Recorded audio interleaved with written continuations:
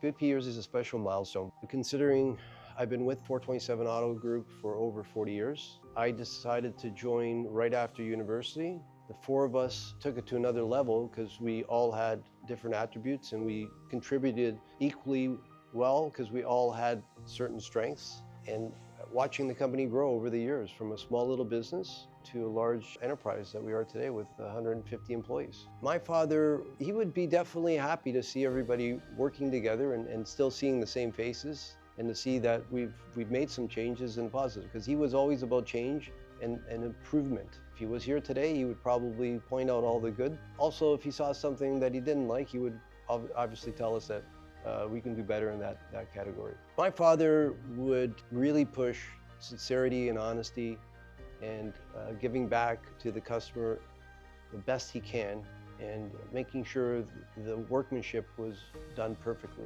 He was always about doing it right the first time, and applying those principles still today at our company is what we do. Seeing the next generation evolve in the business, my nephews and my nieces and possibly my children one day working side by side with me at this business and continuing the success that we've had.